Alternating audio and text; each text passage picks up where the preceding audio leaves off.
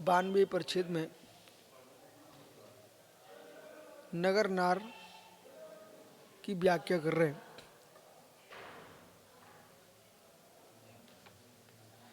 जो व्यक्ति पवित्र कार्यों में संलग्न है, उन्हें कर्तव्य है जीवन जीना, सामान्य निष्कलंक जीवन जीना विशेष है।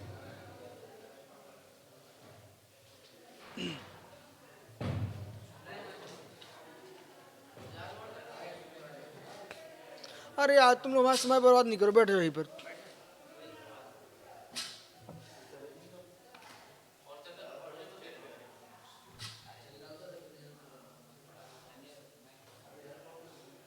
उधर से खोल दो।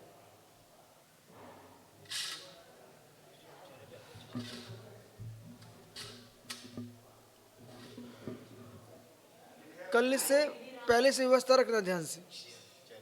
त्यम बुद्धि चापि निर्मला रूपांग जीवनम स्पर्शनम मलिनम नाम भवन्ति ते ऐसाम आगधम पांडित्यम। जिनका अगाध पांडित्य है, बुद्धि प्रशस्त है। पूरा वास्तु खराब करके रख दिया यार। बुद्धि चापि निर्मला। अरे इसको नीचे तो भेज दो प्रशांत को। सुनिर्मला, जो बुद्धिमान है, विवेकशील है, पांडित्यपूर्ण है।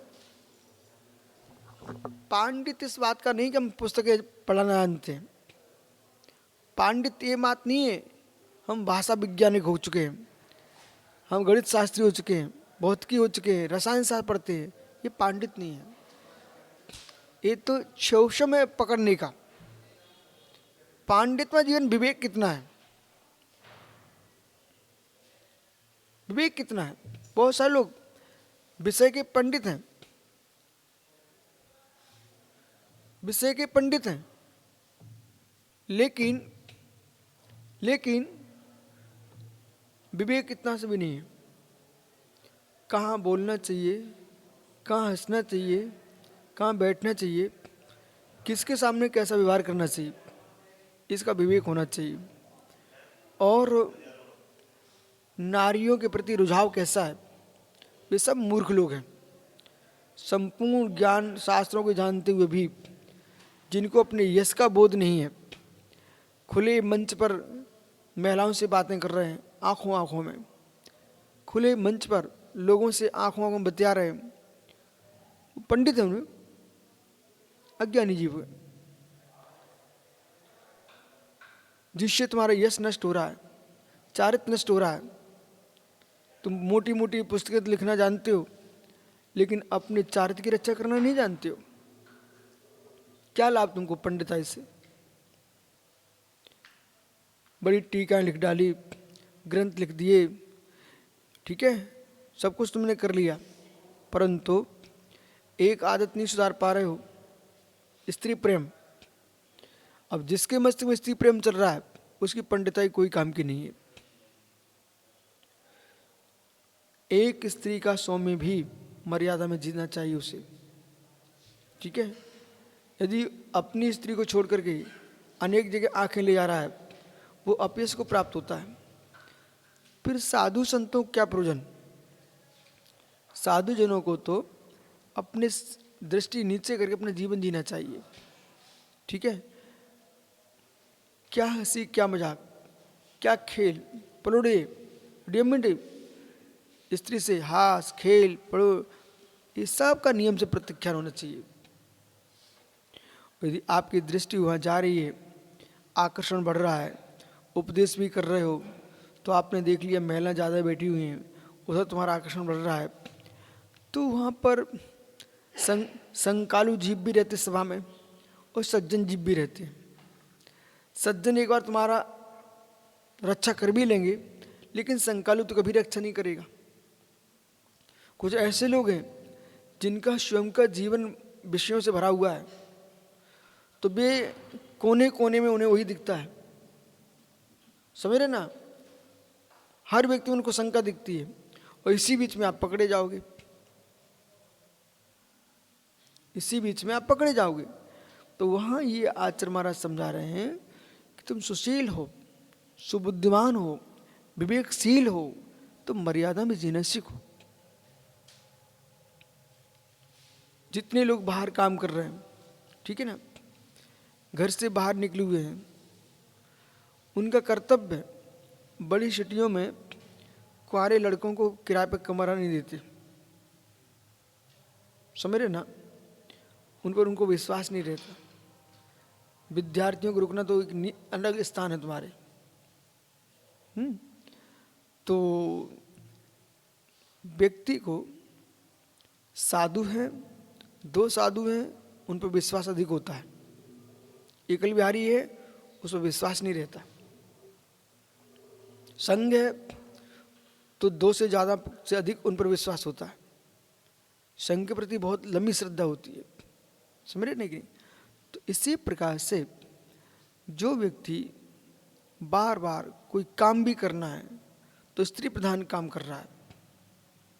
उदाहरण ले लो, मंगलाचरण महिलाओं पर लक्ष्य, पंचगण की थाली पकड़ाए बोले महिलाओं को पकड़ा बैठे हुए, कोई अन्य धार्मिक अनुष्ठान उन्हीं की प्रधानता।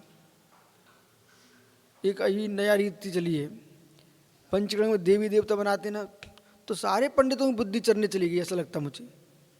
एक लड़के को देवर नहीं बनाते, बोले कल्पवासी बना रहे, भवनवासी, वेंद्र, सब लड़कियों को बनाते हैं। पता नहीं इनकी बुद्धि क्या चल गई पंडितों की। नहीं, हर पंडित ही कर रहा है। ऐसा नहीं है, सुंदर लड़के भी दिखते हैं। तो मतलब समझना चाहिए, विवेक होना चाहिए। तुम वेद वेशम कर रहे हो, देवी बनाओ ना उनको, देव क्यों बना रहे हो? देव कुमार वे छोटे छोटे बच्चे लोकांतिक बने थे, कितने सुंदर लग रहे थे। अब तुम डाली लेके पहुंच जाती हो। सुनो, तो क्या लोगों को शौक होना चाहिए, जहाँ हमारी मर्यादा होती है वहाँ लोकांतिक बाल ब्रह्मचारी होते हैं, ठीक है? तो सुंदर दिखना चाहिए, उनको लगना चाहिए। तो ये यहाँ पर समझा रहे कि आप जो है अपनी सीमा में जियोगे तो कोई तुम्हारे ऊपर उंगली नहीं उठा सकता।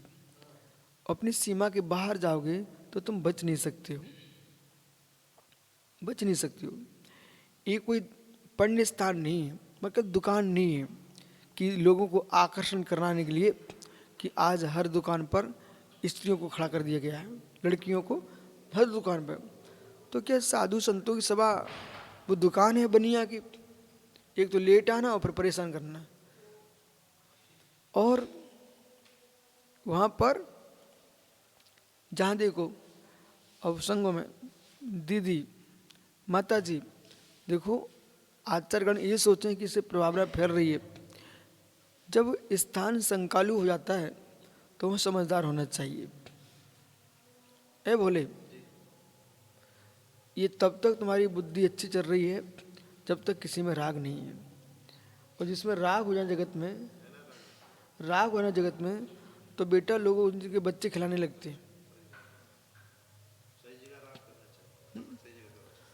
तो बच्चे खिलाने लगता है, विश्वास मानिए। मतलब अपना पद, अपनी साधुता उसको एक किनारे रख देते हैं कि हमारा स्थान क्या है। हर साधक को अपनी कीमत का बोध होना चाहिए। इसलिए अब मैंने सुबह क्या बोला पुनीत सागर जी, ये बोला कि कपड़े बाद में उतारो, निर्गंध दीक्षा बाद में लो, पहले उस स्थान की महिमा को समझाना चाहिए। अब तुम बच्चे गोदी में लेकर के फोटो खिंचा रहे हो, अब ये कौन से मुनि चर्या है? व्हाट्सएप युग, मोबाइल युग, बोले प्रचार हो जाएगा, बोले फेसबुक। अरे भाई, उसमें यदि उपकरण है उसमें तो ऐसे स्थान, ऐसे काम छोड़ दो ना जिससे वीतरागता की प्रवृत्ति बढ़े। मतलब बच्चे को गोद में लिए मुनिराज फोटो खिंचा के उस पर डलवा रहे। ठीक है, तो प्रश्न ये है कि आप लोगों ने पूरी की पूरी निर्गंतता को बहिरंग में उतार के रख दी है। अब देखो पीयूष, चाहे आप हो चाहे भोला हो, मेरा दोनों से कहना है, दोनों से कहना मतलब सबसे कहना। बालक, जहां हमारा राग नहीं है वहां वैराग होना ये बहुत सरल है। एक व्यक्ति में भी राग हो जाए तो व्यक्ति दिन भर वहीं घूमते मिलता है, वहां पकड़ा जाता आदमी। समझ रहे ना आप? जैसे माना कि आपको हिमांशु से, तन्मय से, मयंक से कोई प्रयोजन नहीं है और हार्दिक से राग है तीव्र, तो आप मात्र हार्दिक का भी चेहरा देखते रहोगे ना, तो एक के चेहरे में तो पूरा काम हो जाता है, बाकी के चेहरा नहीं देखते हम, माता में उनको एक से राग है। तो एक की राग में तो सत्येंद्र की हालत खराब हो गई। एक विजया महारानी के पीछे सत्येंद्र का सत्यानाश हो गया। सीता एक ही थी, उसके पीछे रावण का नाश हो गया। तो ये यहां पर कह रहे हैं कि ये नहीं सोचना कि हम सबको नहीं, हम तो एक कोई देखते हैं, हमारा एक से राग है। चाहे दुबली हो चाहे मोटी हो, किसी भी कहीं का राग होगा। चाहे उनके अंदर तुम घुसे ना, अभी तुम्हारे अंदर घुसी हो, लेकिन सत्यानाश दोनों का होना है। लंगड़ी हो चाहे लूली हो, अंधी हो चाहे बहरी हो, नारी की प्रीति होगी तो सत्यानाश होगा। काली हो चाहे गोरी हो, ऐसा नहीं कि गोरी में ही राग होता है, कालियों में भी बहुत राग होता है लोगों का। तो चाहे काली हो चाहे गोरी हो, परंतु सत्यानाश होगा।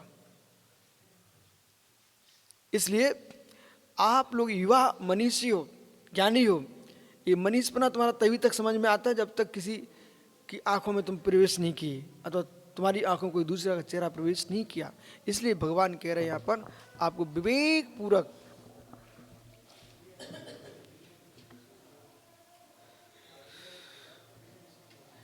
ऐसाम अगाधम पांडित्यम, जिनके पास अगाध पांडित्य है, बुद्धि निर्मल है।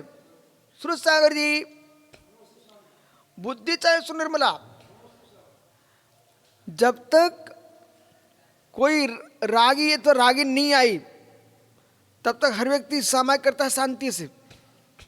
कुटुंब परिवार के लोग आ जाएं, कोई रागी आ जाए तो आदमी की सामायिक भाग जाती है। तो ये अपन को सीखना है। हम अपने इसलिए सिखा रहे हैं कि आप सोचो, जो आया है भूखा भी आएगा, भूख लगी वो अपनी व्यवस्था कर लेगा, रहने वाला अपने कमरा खोज लेगा। हम उसके पीछे भीख मांगे, कन्नू ऐसे इनका कमरा कर देना, बिल्कुल नहीं करना हमको। अब हम दिगंबर मुनिराज हैं, धरती के देवता हैं, बिल्कुल निर्मल रहना है। उसी बीच में कोई संबंधी महिला आ गया तो अपन को आदत में आ गया भाई इनकी व्यवस्था बनवा देना, आदमी का सोच बिगड़ जाता है। जहां से आप आए वे वहीं के हैं, जहां से आप आए वहीं के हैं। जैसे आप दुनिया के लिए सोच सकते वे भी सोचना जानते हैं, इसलिए अपन को बिल्कुल विरक्त रहने का। सुनिर्मला क्या लिखा है? निर्मला, जो निर्मल बुद्धि के धारक हैं, जिनमें अगाध ज्ञान है। ओहो, अगाध पांडित्यम, अगाध पांडित्य। रूप जीवनम संस्पर्शनम मलिनम न होन्ति ते। ओहो, ओ नारियों के स्पर्श अपने को अपवित्र नहीं करते, वे नारियों के स्पर्श से अपने आप को अपवित्र नहीं करते। जो अगाध पांडित्य से युक्त हैं, निर्मल चारित्र है, बुद्धिमान है, वे लोग नारियों के स्पर्श से अपने आप को अपवित्र नहीं करते। जिनका सौंदर्य लावण्य सब लोगों के लिए खुला है, मतलब जिनका लावण्य, जिनका सौंदर्य सब लोगों के लिए खुला है। विषय पकड़ो ना, जिनका लावण्य, जिनका सौंदर्य सब लोगों के लिए खुला है। आम रास्ता मतलब वेश्या, उसका लावण्य, उसका रूप, उसकी यौवनावस्था सबके लिए खुली हुई है। ऐसी नारियों के पास जाकर के पंडित लोग अपने शरीर को दूषित नहीं करते। समझना, वे ही पंडित हैं, वे ही पंडित हैं जो पंडित स्त्री से अपने आप को दूषित नहीं करते। अन्य कौन पंडित? वे ही पंडित जो वेश्याओं से और वेश्या जैसी नारियों से अपने शरीर को दूषित नहीं करते, चित्त को दूषित नहीं करते, वे अगाध पांडित्युक्त हैं। वही पुरुष पंडित है जिसका शील सुरक्षित है। नमोरिंता नमुस्ता नमोरि उत्साहम।